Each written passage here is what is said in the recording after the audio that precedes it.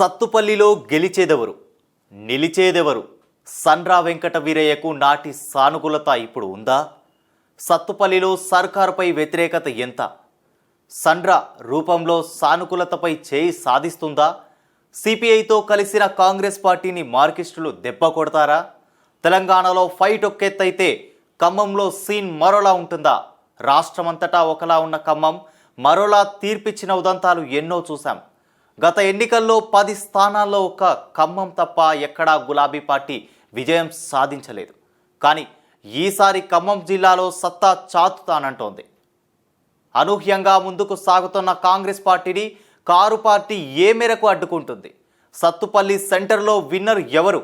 Sathupalli sitting MLA Sandra Venkata Veeraiah ఆర్థికంగా బలమైన వ్యక్తి.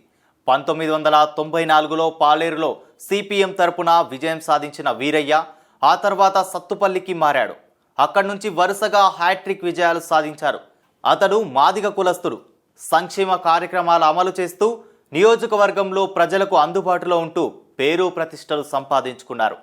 మాజీ మంత్రి తుమ్మల నాగేశ్వరరావుతో సండ్ర వెంకట వీరయ్యకు సత్సంబంధాలున్నాయి. ఇక మట్ట దయానంద్ సత్తుపల్లి అసెంబ్లీ ఇన్ఛార్జిగా వ్యవహరిస్తున్నారు. టీడీపీ నుంచి బీఆర్ఎస్ పార్టీలోకి వచ్చిన వారికి మాత్రమే సండ్ర విలువిస్తారని విమర్శ ఉంది. నియోజకవర్గంలో తుమ్మల ఓ వర్గం మెయింటైన్ చేస్తుంటే పొంగులేటి సైతం ఓ వర్గానికి నాయకత్వం వహిస్తున్నాడు.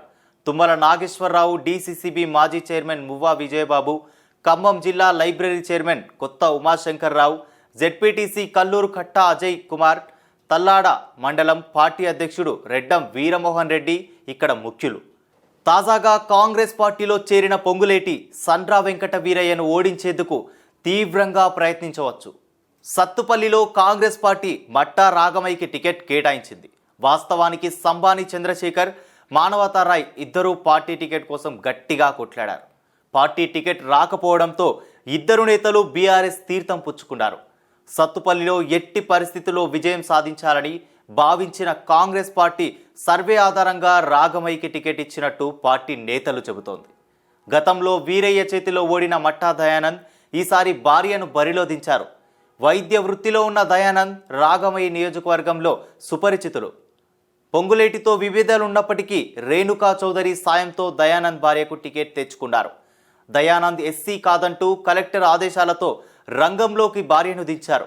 పొంగులేటి శ్రీనివాసరెడ్డి సొంత నియోజకవర్గం కావడం, తుమ్మల గతంలో ఇక్కడ ప్రాతినిధ్యం వహించిన నేపథ్యం ఉండడంతో రాగమయ్యి గెలుపు కోసం నేతలిద్దరూ రంగంలోకి దిగారు. అయితే రెండు పార్టీల నేతలు అట్నుంచి ఇటు మారుతుండడంతో సమీకరణాలు మారుతున్నాయి. ఈ నియోజకవర్గంలో రేణుకా చౌదరి వర్గం సంబాని చంద్రశేఖర్ వర్గంగా విడిపోయి ఉంది. డాక్టర్ వేణు గంగరాజ్, తల్లాడ మండల పార్టీ అధ్యక్షుడు Kapa Sudhakar, Vemsoor PACS chairman Puchakayala Somireddy, Thallada MPTC Daggula Raghupathireddy, Sathupalli మండల పార్టీ అధ్యక్షుడు Gollamudi Apparao, Sathupalli PACS director Gali Chennakesavarao party ముఖ్యులుగా ఉన్నారు. ఇక బీజేపీ నుంచి నంబూరి రామలింగేశ్వరరావుకు పార్టీ టికెట్ కేటాయించింది. ఈ నియోజకవర్గం నుంచి పోటీ చేసే విషయంలో తర్జన భర్జనలు కొనసాగాయి. రాష్ట్ర కమిటీ సభ్యులు కూసంపూడి రవీంద్ర, సత్తుపల్లి పార్టీ కన్వీనర్ దసరని వీర్రాజు, యువనేత బానోద్ శ్యామ్ సుందర్, తల్లాడ మండల పార్టీ అధ్యక్షుడు అపతి వెంకట రామారావు, బీజేపీ కిసాన్ మోర్చా నాయకుడు ఉడతనేని అప్పారావు ఇక్కడ ముఖ్య నేతలుగా ఉన్నారు.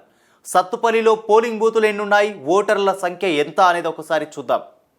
ఇక సత్తుపల్లిలో చూస్తే పోలింగ్ బూతులు 291 ఉండగా మొత్తం ఓటర్ల సంఖ్య 2,38,621 మంది ఉన్నారు. ఇక సామాజిక వర్గాల వారీగా చూస్తే సత్తుపల్లిలో మాదిగలు 15% పైగా ఉన్నారు.